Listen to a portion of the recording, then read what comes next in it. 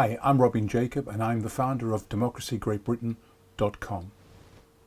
Over the last few decades I've noticed an attack on British democracy from all sides of the political spectrum.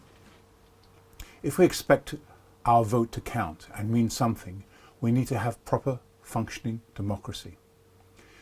This, alas, is no longer the case, as for years both parties, the Conservatives and Labour, have tried their best to manipulate, screw and organise the system to benefit them. If Parliament cannot accurately reflect the wishes of the British people, it is no longer serving its purpose. One then has two choices. Firstly, one could remove it completely and come up with a different system of election, something that I am not in favour of. Or secondly, one can tweak the existing system so that it reflects the will of the British people. Theresa May, before and during her tenure as Prime Minister, had the intention to change the number of MPs in the Commons from 650 to 600. This would have allowed the Conservatives to win every election for the next 30 years. Instead of reducing the number of MPs from 650 to 600, we need to increase the number of MPs to 750. This is because the population of Great Britain has increased by over 10 million since the 1960s, and more MPs would better represent the will of the British people. It would also allow smaller parties who get a significant number of votes to gain seats in Parliament. The opinion of those voters needs to be voiced in Parliament.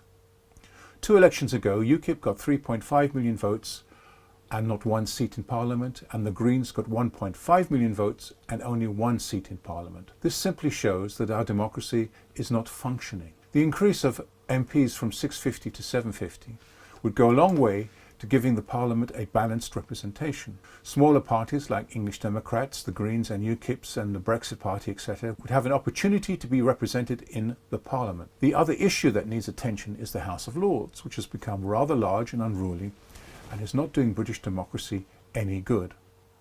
At the moment we have 777 peers sitting in the House of Lords. This should be reduced to 400. 100 of which should represent the parties that are in the House of Commons. The other 300 Lords should be people who have a life experience in either medical profession, legal profession, building profession, sports or similar. Those 300 need to bring their life experience to the Houses of Parliament. This would streamline the House of Lords, and a Lord may only sit for 10 years, after which they would be replaced. They could, if they wish to sit again, go on the rota and find themselves back in the House of Lords, possibly after 10 years. The problem with local councils is far greater. They have too much power, costing the local population a lot and achieving, for the most part, very little. One needs to look at coming up with a better form of representation at the local level.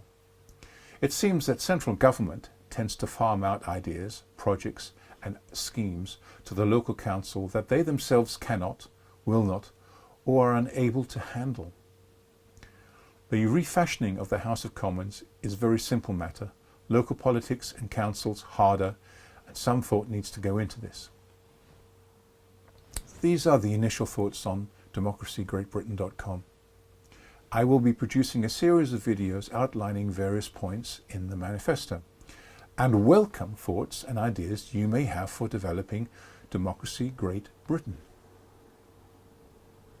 The whole purpose of DGB is the well-being and the future of the British people. The 4 points that we are concerned about are health, home, education and employment. If we cannot get the democratic process right, then whatever we vote for becomes meaningless, as it is not representative of the wishes of the people.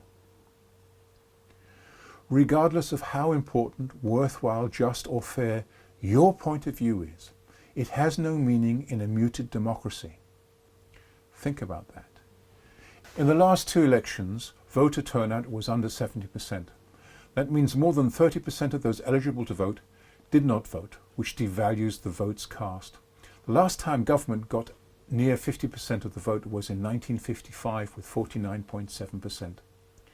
That was the year of my birth. Thanks for watching.